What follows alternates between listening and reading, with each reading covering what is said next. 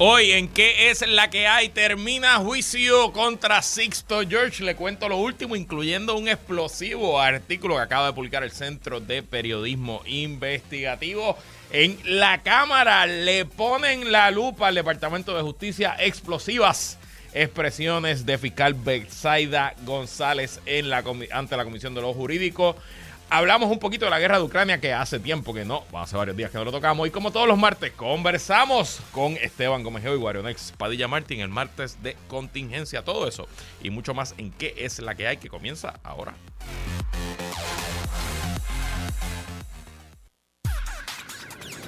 El análisis más potente y completo comienza ahora. Luis Herrero llega prendiendo fuego a los políticos y figuras que se atreven a dañar el país. Radio Isla 1320 presenta ¿Qué es la que hay? Con Luis Herrero. Muy buenas tardes, bienvenidos y bienvenidas a ¿Qué es la que hay? Con Luis Herrero por Radio Isla 1320. Hoy es martes 31 de enero del 2023. Estamos en vivo y en directo para todo Puerto Rico por el 1320 AM y su cadena para el mundo a través de Radio Isla. Radio Isla Móvil, radioisla.tv y en facebook.com de Radio Isla TV, como si yo dijera esto todos los malditos días. Yo soy Luis Herrero y como siempre les invito a que me sigan en todas las redes sociales, twitter.com/LHerrero, facebook.com/LHerrero, instagram.com/LHerrero. Y recuerda que este programa lo puedes escuchar en su formato podcast. Búscalo como ¿Qué es la que hay? En tu aplicación de podcast favorita para que me escuches cuando a ti te dé la gana. ¿Y qué es la que hay? ¿De qué vamos a hablar hoy? Día 341 de la guerra en Ucrania. Defensa de Sixto George no presenta evidencia y somete su caso. Mientras Centro de Periodismo Investigativo revela que Ricardo Rosselló fue entrevistado por el FBI en este caso el año pasado. Y en el año pasado no, en el 2021. Y en el martes de contingencia con Guarionex Padilla Martí y Esteban Gómez Geo conversamos sobre la potencial aspiración de Jennifer González a la gobernación y los incidentes del fin de semana en Aguadilla. Pero bueno, antes de comenzar, varias notas de interés. Anoche los Leones del Caracas se convirtieron en los campeones de la Liga Venezolana de Béisbol Profesional, completando así el cuadro de los 8 equipos que se enfrentarán en la Serie del Caribe, que comienza pasado mañana 2 de febrero, serie que será transmitida por Guapa Deportes. Los Leones del Caracas tendrán tremenda ventaja como locales, porque no solo la serie se juega en Venezuela, sino que se va a jugar en su estadio, el estadio donde ellos participan en Caracas. El equipo de Puerto Rico partió ayer para Venezuela y ya se encuentra en el suelo venezolano practicando de camino a perdón, es que aquí están martillando algo en algún lado y pensaba que me estaban mandando a buscar. Disculpen. Ok, a lo mejor no sé si se escuchan, pero están martillando aquí al lado. Bueno, y en noticias fronteamos porque podemos. Aprovechamos y le mandamos un abrazo y una gigantesca felicitación a la doctora Mónica Feliu Moher, compañera de este programa, la favorita de la audiencia en el Jueves de Ciencia Boricua, que recientemente fue elegida como fellow de la Asociación Americana para el Avance de la Ciencia, que es la sociedad científica multidisciplinaria más grande del mundo. La doctora Feliu Moher, quien se desempeña como directora de comunicaciones y divulgación científica de la organización Ciencia Puerto Rico, es una de 506 expertos y expertas en ciencia, ingeniería e innovación que han sido seleccionadas como fellow de la asociación por su desempeño científico y sus logros sociales. Así que muchas felicidades a Mónica. El jueves le preguntaremos para que abunde un poco más sobre este nuevo logro en su carrera. Y bueno, ayer se llevó a cabo en la Cámara de Representantes, específicamente en la Comisión de lo Jurídico, que preside otro colaborador de este programa, el representante Orlando Aponte, y mañana le preguntaré de este asunto. Se dio un hito histórico, algo que quizás no se daba en el Capitolio desde aquellas famosas vistas del Cerro Maravilla, una fiscal en funciones, la fiscal Betsaida Quiñones, se sentó en el banquillo de los testigos y bajo juramento denunció ante la legislatura y ante el país que en el Departamento de Justicia algo apesta. En el Departamento de Justicia algo está podrido. Y allí la fiscal, sin que le temblara el pulso, habló de lo que pudo hablar, pero también le hizo saber a los y las legisladoras que días antes de comparecer a la Comisión de los Jurídicos, recibió una carta del secretario de Justicia, Domingo Emanueli, donde se le prohibía de hablar de distintos asuntos, entre ellos el caso del asesinato del rapero Kevin Fred, caso que todavía está abierto en justicia y según el departamento está bajo investigación. Y estamos en el comienzo de un proceso histórico que también entiendo no se da del Cerro Maravilla, donde la Cámara de Representantes se apresta a considerar si ofrece inmunidad a la fiscal Quiñones para que lo que ella diga allí en vista pública, pudiera ser en vista pública, no pueda o ser usada en su contra por el Departamento de Justicia para radicarle cargos administrativos, despedirla, etcétera.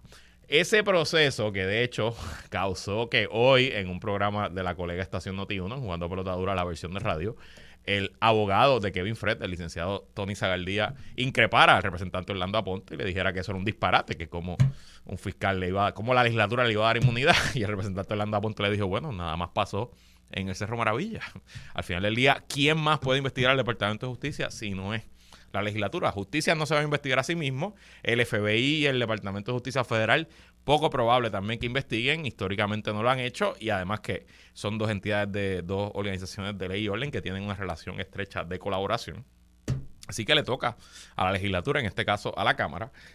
Entiendo que no se va a ver hoy la solicitud de inmunidad, pero en los próximos días la inmunidad para ser aprobada tiene que bajar al Pleno y tiene que ser aprobada por una mayoría de los representantes. Así que yo espero aquí, pues el PNP, vamos a ver qué hace el PNP, pero a mí lo que me gustaría aquí es que si se aprueba esta inmunidad, que sea con el apoyo de todos los partidos y bueno, pues el PNP hará lo que quiera hacer el PNP, pero que por lo menos se note que aquí hay un compromiso de llegar hasta el final de estos asuntos y que se conozca la verdad. Mañana tenemos aquí Orlando Aponte, así que le preguntaremos sobre lo último y a Mariana Nogales también su perspectiva porque ella fue parte de esa vista.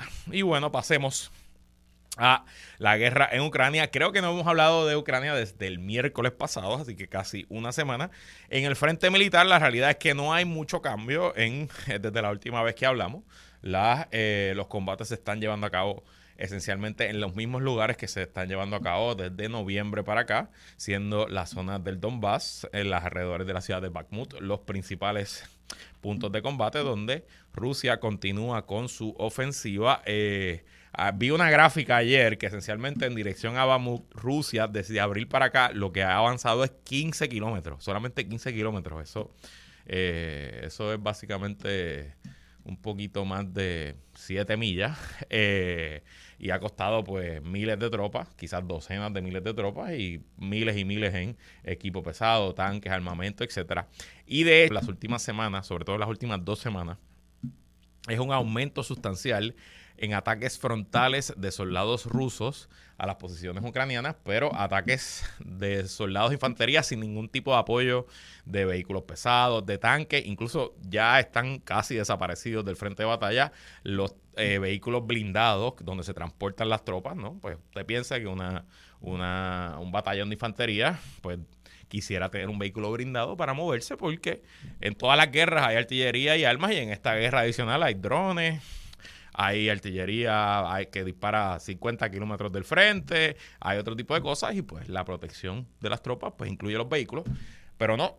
Y yo que sigo un montón de cuentas de la guerra de Ucrania, les puedo decir que la cantidad de videos que hay de los últimos 10 días de ataques frontales de tropas rusas que son explotadas en pedazos, la carnicería de la guerra está más activa que nunca, son docenas y docenas y se ven todos los días. Y bueno, pues parece que esa es la apuesta de Rusia de tomar la ciudad de Bakhmut a toda costa, cueste lo que cueste, con ataques de infantería. Mientras tanto, continuaron los anuncios de países aliados que van a enviar más equipo a Ucrania. Hoy Francia anunció que enviará 12 cañones Howitzer Caesar adicionales a los 18 que ya había enviado, lo que pone eleva el total en 30. Estos son los cañones más modernos que produce el ejército francés. Mientras tanto, hubo algún tipo de especulación de que ciertos países iban a transferir aviones caza F-16 a Ucrania, pero no parece que eso vaya a ocurrir en el corto plazo. Ayer el presidente Joe Biden dijo que no, que eso no va a pasar, que por lo menos Estados Unidos no va a transferir aviones F-16. Polonia e Inglaterra también han negado esa solicitud entre ayer y hoy. Así que eso no parece que esté pasando. Y en el frente económico, una nota interesante de cómo los lazos entre Rusia e Irán se siguen afianzando. Pues fue reportado esta semana que Irán y Rusia conectaron sus bancos. Recuerden que la banca internacional tiene un sistema que se llama el sistema SWIFT, que es cuando usted hace una transacción electrónica de un país a otro, usted pone el número de cuenta a donde va ese dinero, el número de ruta y pone el SWIFT code del banco que recibe el dinero. Por ejemplo, el SWIFT code del Banco Popular, si no me equivoco, es BPPRSX. Al comienzo de la guerra, entre las múltiples sanciones a la economía rusa, una fue sacarlo del sistema de SWIFT para que sus bancos no pudieran hacer transacciones internacionales con otros bancos. Bueno, pues se está reportando que la banca de Rusia se ha conectado con la banca iraní y han usando un sistema que es propietario ruso, bueno, para hacer transacciones entre uno y otro. Como saben, Irán se ha convertido en uno de los principales suplidores de armamento militar a Rusia desde el comienzo de la guerra, sobre todo de estos drones kamikaze que han tenido bastante impacto en el frente de batalla. Y en el frente diplomático, algo que no necesariamente tiene que ver directamente con la guerra, pero quizás sí, durante el fin de semana hubo una serie de ataques a objetivos militares dentro del territorio iraní. Se especula que los ataques se hicieron con misiles que salieron desde Israel. Fueron misiles de estos que se llaman bunker busters, que están diseñados para penetrar los bunkers, las instalaciones militares subterráneas. Y obviamente no hay demasiada información porque Irán pues no va a publicar qué fue el daño que ocurrió, pero sin duda representa una escalada importante en las tensiones en el Medio Oriente y obviamente pues considerando que Irán es uno de los suplidores principales de Rusia y considerando también que el régimen iraní pues está bajo mucha presión doméstica por las protestas que comenzaron hace varios meses relacionadas a los temas de las libertades individuales, los derechos de las mujeres, etcétera, etcétera. Así que mañana le traeremos lo último en la guerra. Y pasemos ahora al tema del mes de enero que comenzó, se desarrolló y terminó calientito.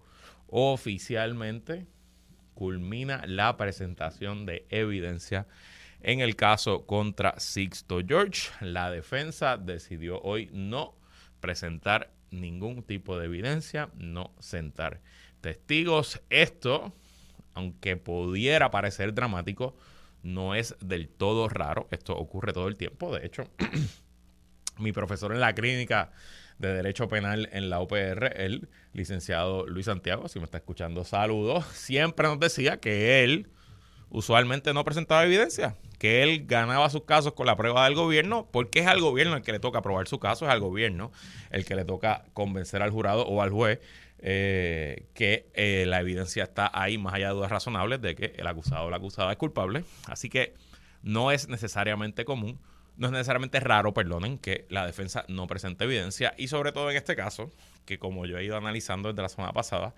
me parece que no es muy sólido para el gobierno. Interesante que Sixto George, desde las escalinatas del Tribunal del Viejo San Juan, fanfarroneaba y decía que se iba a sentar en el banquillo de los testigos, pero cuando llegó el momento de la verdad, no se sentó. Y bueno, como me decía un amigo en un chat hoy, no en Telegram, en WhatsApp, me dice, bueno, es que desde las escalinatas no hay perjurio. Una vez allá sentado, pues sí te puedes perjurar. Y honestamente, es la decisión más inteligente. Sin conocer las interioridades y las estrategias de defensa de su abogado, a mí me parece una locura sentar a Sixto George, y siempre les recuerdo que en el caso de Mayagüez hace pocos meses, el caso parecía ir bastante bien para los acusados hasta que se sentaron en el banquillo de los testigos. Así que este caso Más allá del testimonio de Anthony Maceira, no tuvo momentos demasiado explosivos. El testimonio del secretario de Hacienda, Francisco Párez, no fue realmente muy notable. Y lo demás pues fueron testimonios de agentes del FBI, etcétera, etcétera. Así que el juicio culminó sin el testimonio de Sixto George, sin el testimonio de Raúl y Maldonado y sin el testimonio de Ricardo Rosselló. ¿Y por qué traigo a colación a Ricardo Rosselló? Oigan, es que hace poquito más de una hora yo estaba preparando el programa cuando el Centro de Periodismo Investigativo publicó una nota para la firma del periodista Luis Valentín. FBI entrevistó a Rosselló Nevares sobre el chat y la extorsión en el 2020. Y yo voy a ir leyendo aquí varios extractos de la nota y dándoles mi análisis en tiempo real, pero les recomiendo a que vayan a periodismoinvestigativo.org y la lean, o a nuestro portal radioisla.tv. Nosotros tenemos un acuerdo de colaboración con el CPI, podemos publicar sus notas, ya está arriba en nuestro portal.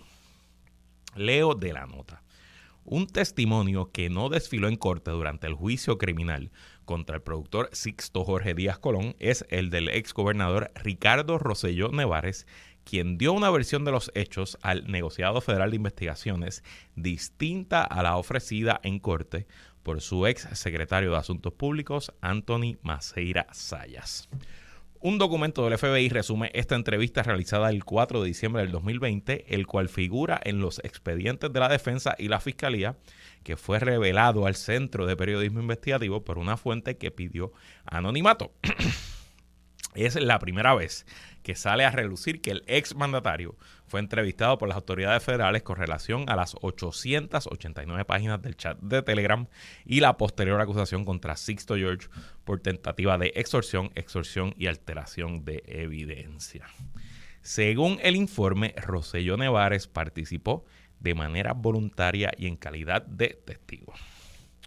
Recordarán en nuestra entrevista con Oscar Serrano, que repetimos ayer lunes y que publicó originalmente el viernes, que Oscar y yo hablamos de que hacía falta un testimonio de Ricardo Rosselló, que la fiscalía parecía que no lo iba a presentar. La defensa en teoría pudo haberlo presentado. ¿Por qué no lo hicieron? Desconozco, porque cuando ustedes ven lo que voy a leerle ya mismo del artículo, se darán cuenta que lo que Rosselló le dijo al FBI es favorable para la defensa. Pero hoy sabemos que en los expedientes del tribunal estaba el relato, el recuento de la entrevista a Rosselló que le hizo un agente. Él no fue al gran jurado, por lo menos de lo que se sabe, fue un agente que se lo entrevistó. De hecho, lo entrevistaron en Washington, D.C. Y esto es el párrafo más importante del artículo de Luis Valentín. La versión de Rosselló Nevares recogida en el informe contradice lo que ha ofrecido Maceira Zayas, testigo estrella de la fiscalía. Por ejemplo, aunque pensaba que Sixto George era capaz de hacerlo, Rosselló Nevares negó durante la entrevista con el FBI haber sido víctima de extorsión o conocer de la intención de extorsión por parte del productor. O sea, yo puedo entender por qué la fiscalía no va a sentar a Ricardo Rosselló, porque si Ricardo Rosselló dice eso, el caso se cae frente a los ojos del jurado. Y claro, quizás técnicamente, si creemos el caso de del gobierno, técnicamente el que recibe la extorsión es Anthony Maceira en esa primer almuerzo famoso en junio, después de las conversaciones, los mensajes de texto y la próxima reunión que se dio en julio. Pero el objeto de la extorsión era Ricardo Rosselló, porque al que se le iba a afectar su carrera política era Ricardo Rosselló. Anthony Maceira era un funcionario, pero no era un funcionario electo. No era el líder del gobierno, no era la persona que estaba en la papeleta, no era el presidente del partido. Así que para el gobierno hubiera sido devastador tener los primeros 3 días a su testigo estrella diciendo fui extorsionado, y luego tener al gobernador diciendo no, yo no sabía que había ninguna extorsión. Regresando al artículo, la semana pasada Maceira Zayas aseguró bajo juramento en corte que fue el propio Rosselló Nevares quien le recomendó acudir a las autoridades y denunciar la alegada extorsión. Esto habría ocurrido a finales de junio del 2019. Maceira Sayas narró cómo le dijo en aquel entonces a su jefe que pensaba que el productor lo había tratado de extorsionar, a lo que Rosselló Nevares le habría contestado: trataron, eso es una extorsión. Pero Rosselló Nevares dijo al FBI que desconocía de algún intento de extorsión de parte de Sixto George cuando fue entrevistado por los federales mediante videoconferencia a finales de 2020.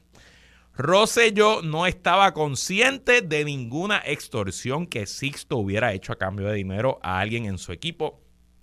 Lee el informe de la entrevista realizada a Rosselló Nevares. Luego añade que Rosselló repitió, escuchen esto, Rosselló repitió que él no dudaría que una extorsión pudiera venir de Sixto, pero especificó que nunca había sido extorsionado por Sixto. Y obviamente esto explica por qué el comité de campaña Rosselló hace dos pagos, totalizando $180,000 a una compañía controlada por Sixto George durante la crisis del chat. Que es lo que yo decía aquí: ¿cómo es que usted va a denunciar una extorsión y a la misma vez está haciendo unos pagos? ¿No? Como que una cosa no compaginaba con la otra. Y ahora sabemos que del propio testimonio de la propia boca de Ricardo Rosselló, él no se sintió extorsionado en ningún momento. Al ser cuestionado por la inconsistencia de su testimonio con el de Rosselló, Maceira dijo al CPI que desconoce lo que haya podido decir o no el gobernador Ricardo Rosselló. Se reafirmó en que, según declaró en corte, en varias ocasiones hablé con Rosselló sobre esto, incluyendo al acudir a las autoridades y a Héctor Pesquera. Este último era agente del FBI, etc. Además, el mismo Rosselló, aquí esto se pone interesante, Maceira dice además, el mismo Rosselló públicamente reconoció así saberlo en un post de Facebook donde hizo referencia a no haber accedido a la extorsión. Añadió Maceira en referencia a una publicación de Rosselló Nevares en marzo de 2021 donde dice que la acusación contra Sixto George demuestra que no accedimos a la extorsión. Rosselló Nevares publicó este mensaje posterior al arresto de Sixto George el 27 de enero y casi 3 meses después de ser entrevistado por las autoridades federales. Ok, vamos a reconstruir un poco aquí. A Rosselló lo entrevistan en el 2020. Meses después de que Maceira había ido al FBI con la anuencia de Rosselló, según su testimonio. Meses después de que Maceira había grabado a Sixto George. Meses después de que los federales habían incautado el teléfono de Sixto George, Rosselló da una entrevista por Zoom a un agente del FBI donde dice que nunca fue extorsionado, que no sabía ningún tipo de extorsión, y dice más cosas que vamos a discutirlas más tarde. Pero recordarán que luego del arresto en el programa de televisión Jugando Pelota Dura y luego reportado en el periódico Metro, se publicó por primera vez estos pagos de $180,000 de parte del Comité Rosselló a estas compañías extrañas, que no me acuerdo el nombre ahora, pero eran unas compañías de publicidad, relaciones públicas, etc. Y en ese momento Ricardo Rosselló escribió en Facebook: luego de mi renuncia decidí en general abstenerme de hacer expresiones públicas. Sin embargo, unas expresiones de hoy me obligan a apartarme de esa trayectoria. La información que publica en la noche de hoy el programa Jugando Pelota Dura es difamatoria, no corresponde a la verdad y todo tiende a indicar que se ha publicado para aumentar su audiencia y hacer daño a mi familia y a mi persona. Para información del público en general, la contratación aludida está debidamente registrada en la Oficina del Contralor Electoral. Además, no tiene relación con el alegado esquema de extorsión que se intentó hacer en mi contra. Como cuestión de realidad, el último pago se canceló, por tanto, hablar de 2 pagos es incorrecto. El pago que se hizo es completamente legítimo y sin relación con el esquema que se imputa. Cabe señalar que la cancelación de este último pago se efectuó ante la decisión de mi renuncia. El proceso que han iniciado las autoridades federales demuestra que no accedimos a la extorsión, dato que es de fácil comprobación y el señor Ferdinand Pérez debe saberlo. De hecho, la fecha de los pagos aludidos en Jugando Pelota Dura son posteriores a la revelación pública del chat, por consiguiente no pudo ser para lo que insinuaron en el programa. Es fácil demostrar que los que hoy buscan rating debían saber que sus expresiones son meras insinuaciones y especulaciones y una vez que se indaga con seriedad, aflora que son falsas. Reitero que las imputaciones son falsas y libelosas. Decir públicamente que incurría en un acto de soborno o extorsión es indignante y la rechazo en su totalidad. Es triste que se ejerzan los derechos de la primera enmienda que tienen tan loable propósito para difamar y mentir. Esperamos que el buen juicio prevalezca y surja una disculpa pública por las imputaciones realizadas. Pero seguimos con el artículo del CPI.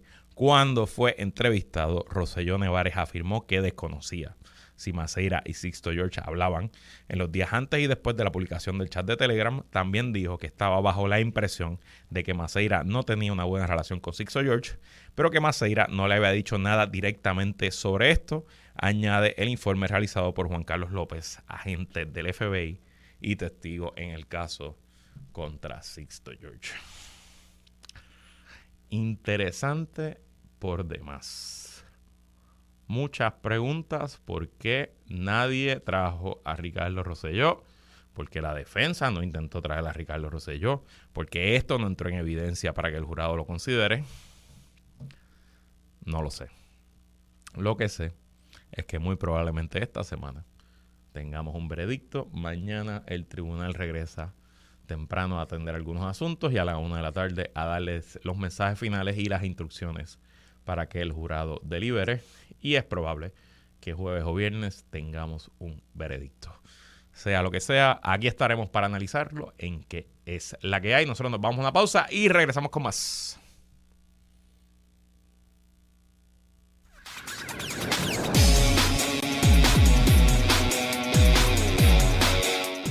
Entramos en aguas profundas con Guarionex Padilla Martí y Esteban Gómez Geo. Esto es Martes de Contingencia. Asimismo, como todos los martes, conversamos con los integrantes del podcast Plan de Contingencia. Con nosotros, Esteban Gómez Geo, que es la que hay, Esteban.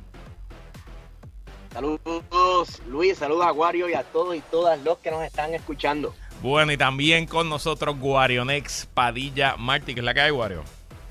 Que es la calle Herrero. Saludos, Esteban, y saludos a todas las personas que nos están sintonizando por Radio Isla. Oye, este domingo estuve por allí, por tu territorio. ¿Qué tal?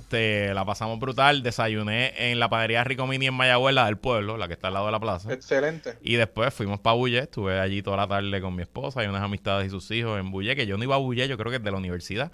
Y terminamos la noche comiéndonos unas ricas empanadillas o pastelillos. Escoja usted allí mismo en Bulle. Y la verdad que la pasamos brutal. Bueno, se tiró Jennifer González y luego recogió vela. Y si para muestra un botón basta, las portadas de los dos principales periódicos del país reflejan la esquizofrenia de nuestra política. El Nuevo Día dice: más cerca una posible primaria en el PNP, mientras el vocero reza en su titular principal: minimizan aires de primaria. Esteban, ¿qué tú crees? ¿Team primaria o team no primaria? Bueno, si me preguntas a mí, yo soy team no elecciones, pero yo creo que va a primaria.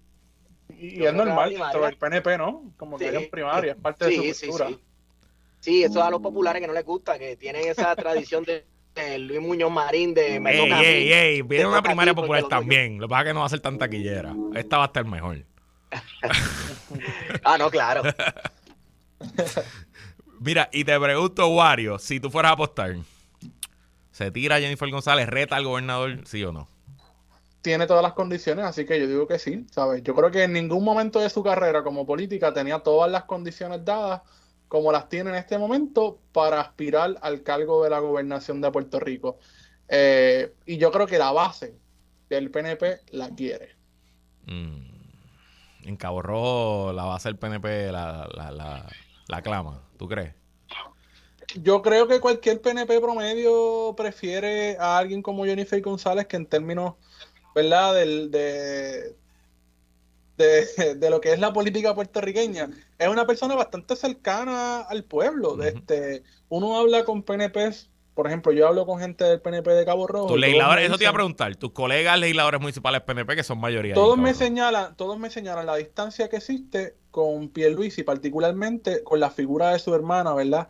Que Ujú. al parecer está muy presente en las actividades político-partidistas, y que hay cierta distancia. Y la distancia, por lo que he escuchado, es una distancia de clase, ¿verdad?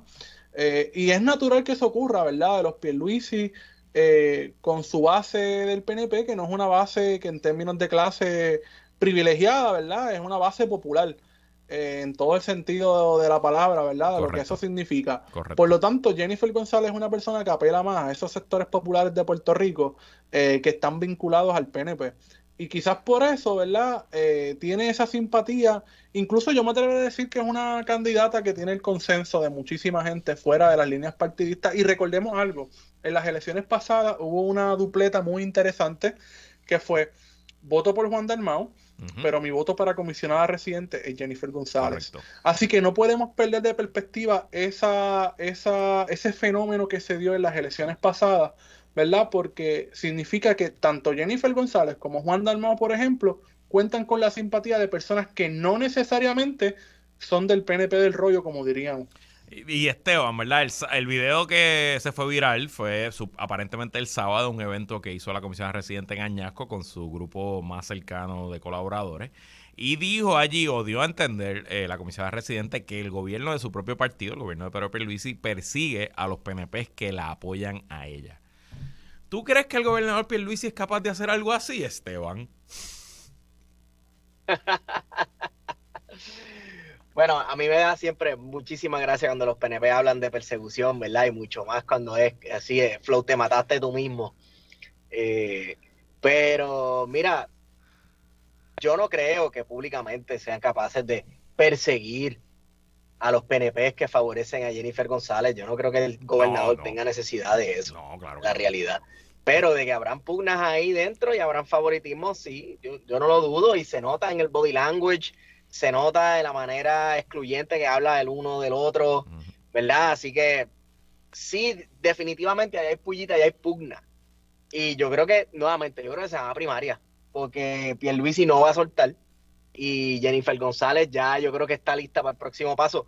Obviamente lo mejor que le ha pasado a Jennifer González es la ineptitud de Pierluisi y por eso, ¿verdad? Ella se ha distanciado tanto de esta administración y se queda por allá lejos, por allá a votar, que por ejemplo no es el caso cuando veíamos a Pedro Pierluisi cuando era comisionado residente de la administración Fortuño, que no se vio esa distancia Claro. entre ambas figuras. Aquí, sin embargo, la diferencia es abismal, Claro, ¿verdad? pero Entre un caso y el otro. Pierluisi y Fortuño estudiaron el Pero hay mismo... unas simpatías políticas también en Eso te iba a aquel decir. momento, ¿verdad? O sea, era Ah, no, compañero. demasiados amigos en común Estudiaron también, ¿no? Y juntos en habían el mismo demasiados colegio en amigos en común. Guaynabo, ¿sabes? Se criaron juntos casi. El mismo colegio de Guaynabo, todas trabajaron en el mismo bufete. Bueno, sí, el mismo bufete, yo creo que sí. O sea que obviamente habían unas simpatías que no están ahí. Mira, Wario, me escribe alguien aquí de Cabo Rojo. Hablar con PNP de Cabo Rojo debe ser una condición de salud seria que Wario debería atenderse. Te lo dejo para que lo reflexiones. Te No pregunto. voy a decir más comentarios sobre eso. Te pregunto. El sábado Jennifer da su mensaje y ayer lunes les toca a los dos juntitos, al gobernador y a la comisionada residente, van a una conferencia de prensa junto al cuerpo ingeniero para yo no sé ni siquiera qué estaban anunciando, obviamente eso fue lo menos importante de lo que allí pasó. Y aunque ambos intentaron escapársela a la prensa, no les quedó más remedio que contestar preguntas. Pierluisi ¿verdad? Se reafirmó que él va a correr, que él lo ha dicho desde el principio, que le quedan 6 años de gobernador, etcétera, etcétera. Y Jennifer pareció recular un poco. De hecho, de ahí es que el vocero pone su titular de que minimizan aires de primarias. ¿Por qué Jennifer le hizo una cosa el sábado y a la hora de la verdad frente al gobernador como que dice otra? Bueno, porque tú sabes, ella hizo su reunión con la gente de ella y claro, se sirvió con la cuchara grande, pero ahora, en el momento de la verdad, donde se encuentra el gobernador, no es tan fácil, sobre todo porque en ese tipo de actividad, ¿verdad? Que en ese tipo de actividad pública, no le convenía a ella posicionarse claramente en contra del gobernador de Puerto Rico, porque al final del día sigue siendo el líder indiscutible dentro del partido, pero la realidad es que ella lleva tiempo moviendo sus fichas dentro del PNP y dentro de los jefes de agencia, porque eso también es una realidad. Sí, sin embargo, Cuario, no ella lanzó comentarios y pullitas a la administración. Sí. O sea, porque sí se estaba agradeciendo que al cuerpo de ingenieros, etcétera, que obviamente es un órgano gubernamental que no es de acá, del Estado Libre Asociado. Sí, pero no es del Estado Libre Asociado. Correcto. Entonces, básicamente, ella estaba diciendo como que esta gente de acá local, de la administración actual, pues me la puso difícil. Sin embargo, esta gente del cuerpo de ingenieros, pues me ayudó. Facilitadores, sí. Sí, fueron facilitadores. Eso y es ha sido una constante de ella, ¿verdad? Porque en muchas instancias ella ha tomado esa actitud, ¿verdad? De cuestionar de manera bastante singular, ¿verdad? Que pasa desapercibida, pero que ciertamente son señalamientos, ¿verdad? A los problemas que ha tenido la administración Pierluisi en términos de la ejecución de distintos proyectos, ¿verdad? O de ejecución de política pública. Haciendo eco, la gente no siempre conecta esto, haciendo eco a las palabras de Donald Trump cuando dijo que el gobierno local era corrupto y el gobierno local no era un facilitador para la gestión gubernamental federal en el país y para el desembolso de fondos, etc. Básicamente culpó al gobierno local de que ese dinero federal que se prometió y que venía a Puerto Rico no se haya desembolsado o que no se haya llevado a cabo por completo el proceso de recuperación después del huracán María e Irma. Tú sabes, que vamos, Jennifer González básicamente le está haciendo el eco a Donald Trump con eso. Ahora bien, porque lo haya dicho Donald Trump, ¿significa que es mentira? ¿Es o no es corrupto el gobierno de Puerto Rico? Claro, no deja de ser corrupto, pero obviamente tiene una raíz que viene precisamente de la colonialidad, tanto española como norteamericana.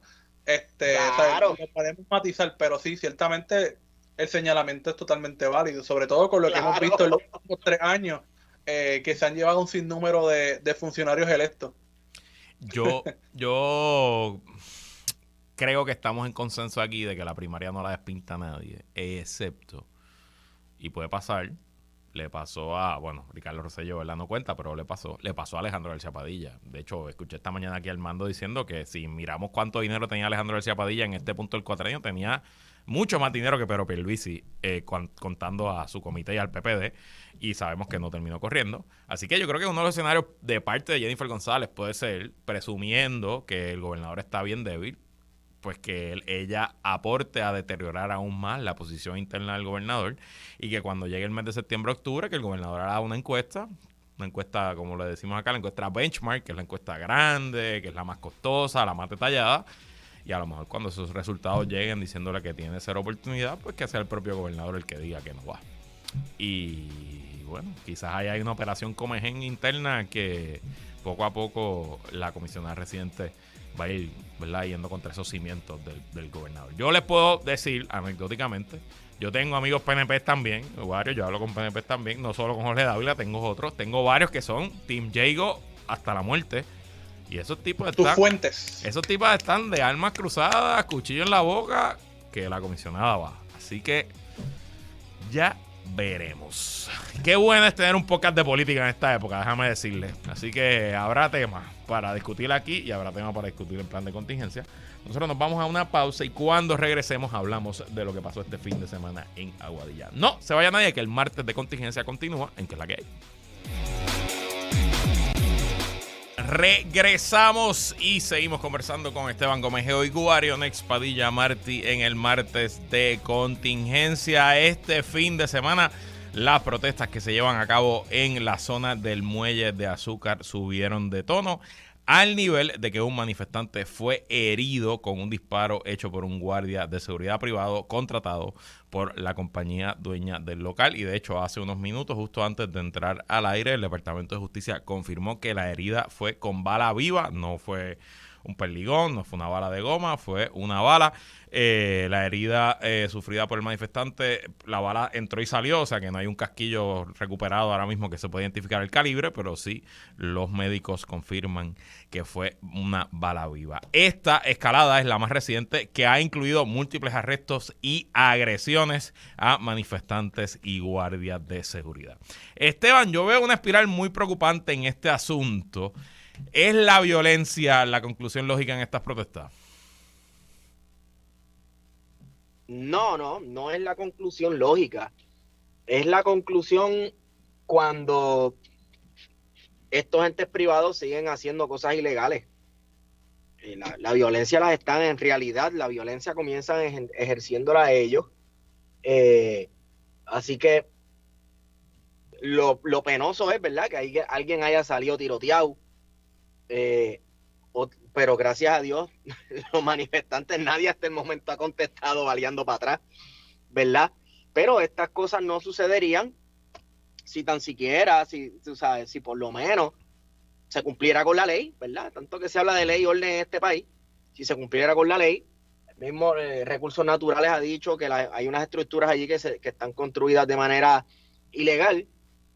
Pues, si se siguiera la ley, la violencia no hubiera sido ni siquiera hubiera estado en el horizonte de este conflicto. Hubiera habido conflicto.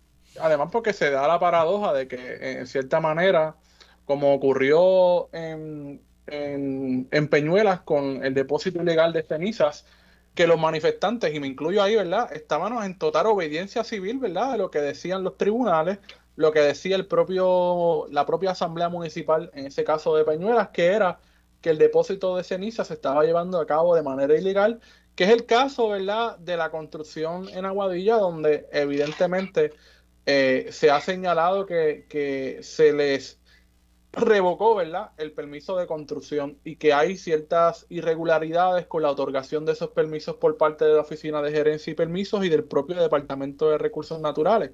Y a nadie le debería de sorprender eso, ¿verdad? Con todo lo que hemos visto en los últimos años, ¿verdad? En términos de los permisos que se han otorgado de manera fraudulenta para beneficiar a unos pocos y en los que ha brillado sobre todo la acción del Estado y se ha permeado, ¿verdad?, una inacción que se ha convertido en una forma de legitimar muchos de esos desarrollos. Entonces, yo le pregunto a los dos, ¿verdad? Y obviamente, como Sí. ustedes saben, yo tengo un contrato con el municipio de Aguadilla, se lo he dicho al público muchas veces, yo no voy a entrar en particularidades, en detalles, qué ha hecho, qué no ha hecho el municipio, ¿verdad? Porque no es mi rol y no quiero aquí ni cargarlos todos para ningún lado. Pero se sabe, aquí hay una orden de demolición específicamente con las estructuras que están ya construidas, que es en la propiedad que está encima de la cueva, que es un rancho de caballos, era como una estructura de hacer actividades, etcétera. Ya hay una orden de demolición, lo que han reportado las agencias administrativas es que falta un permiso en particular, etcétera, pero la orden está ahí. Manteniendo la vigilancia de la zona y asegurándose que se cumpla, ¿por qué no esperar a que en efecto la demolición se dé versus hacer estas protestas? Les pregunto simplemente para que me den su opinión. ¿Por qué no confiar en que la demolición viene? Porque un poco lo que yo escucho a los manifestantes decir es que ellos quieren entrar ahí a demoler las estructuras ellos. ¿Quién quiere empezar? Esteban. Bueno, supongo que la presencia de manifestantes, la presencia continua de manifestantes ahí viene de la desconfianza que tienen que se acate la orden al final. Porque lo mismo pasó en Rincón. En Rincón se supone que tumbaran ese muro de tiempo. Bueno, pero al final corrió el proceso y se tumbó el muro. O sea, el Recursos Naturales revocó el permiso, el complejo apeló, llegaron al tribunal apelativo, al final llegaron hasta el Supremo, de hecho. Perdieron y el muro ya se sacó, no está ahí. O sea, el proceso tomó meses, pero se acabó. En teoría, eso es lo que debería pasar aquí, porque tanto el Departamento de Recursos Naturales y el municipio de Aguadilla y la Junta de Planificación y el ICP están todos a favor de que se demuelan esas estructuras.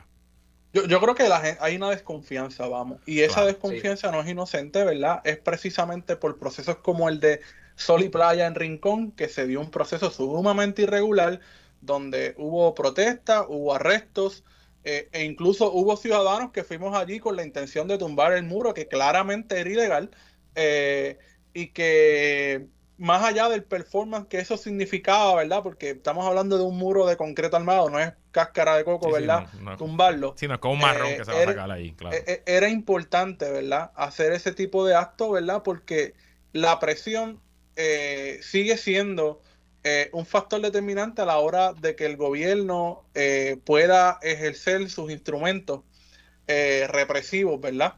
Y en este caso lo que se buscaba era que ejerciera lo que está facultado en ley, ¿verdad? Que era la detención del proyecto. Y nosotros vimos que con todo y orden de paralización, con la denegación de los permisos, allí seguían construyendo.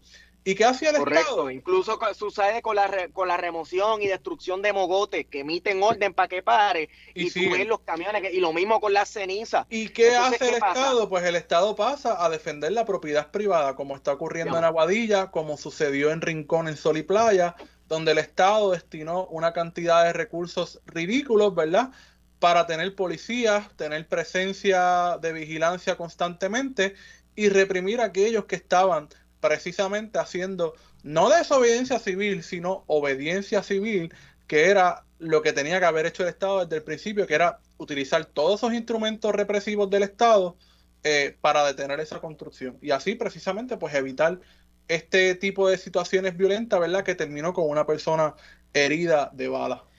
Y les pregunto a los dos, hemos visto a Eliezer Molina allí, hemos visto a Mariana Nogales, no hemos visto a muchas más personas en cuanto a liderato. ¿Tú crees que eso va a cambiar? Debemos ver a más personas, al PIB, a Victoria, a Juan Dalmau, a Manuel Natal, Victoria Ciudadana tiene legislador municipal en Aguadilla. ¿Qué le falta a ese movimiento allá? Bueno, lleva un tiempito ya de presencia permanente con lo de Playuela, claramente. O sea, que de que la gente está, claro. Conglomerar un número de personas en un sitio, pues supongo que es darle tiempo al tiempo. Vamos a ver. Pero la legitimidad o no legitimidad de esa protesta no depende de quién se presente o no allí, o la cantidad de gente que haya. Si la construcción es ilegal, hay que tumbarlo, aunque esté el mismo gato allí todos los días. Tú sabes, el hecho de que sea poca gente denunciando no legitima o deslegitima eso. Y pues, digamos que son muchos frentes de batalla y no hay soldados suficientes, por así decirlo. Buen punto. Wario.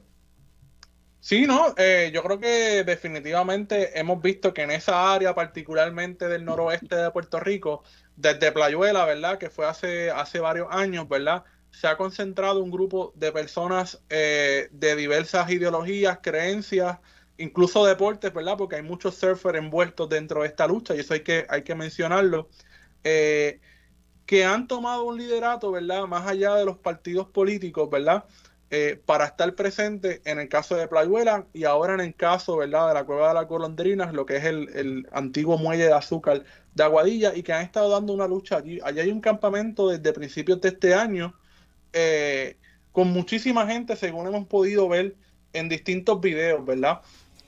Por lo tanto, ya esa experiencia de montar un campamento se tiene desde la experiencia de Playuela.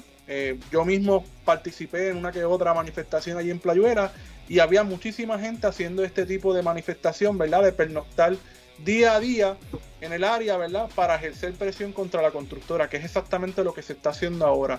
Así que yo creo que el tema ya se ha convertido en una discusión a nivel nacional, ha tenido la exposición necesaria que ciertamente requiere un caso como este.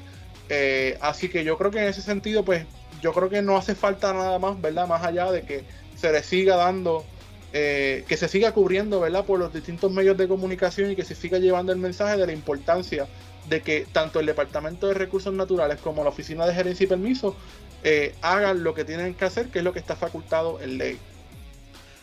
Sin duda, lo que tenemos consenso los tres, lo hemos dicho muchas veces, que los movimientos políticos son los movimientos ambientales, sobre todo en las nuevas generaciones, y que estos temas seguirán siendo los temas de discusión en el corto, mediano y largo plazo en Puerto Rico y en el planeta entero. Wario, Esteban, gracias por estar aquí. Gracias por tenernos, Luis. Gracias a ti. Y hasta aquí esta edición de ¿Qué es la que hay con Luis Herrero? Yo me despido, pero quédese con nosotros. La mejor programación y análisis de la radio puertorriqueña continúa por Radio Isla 1320. Hasta mañana.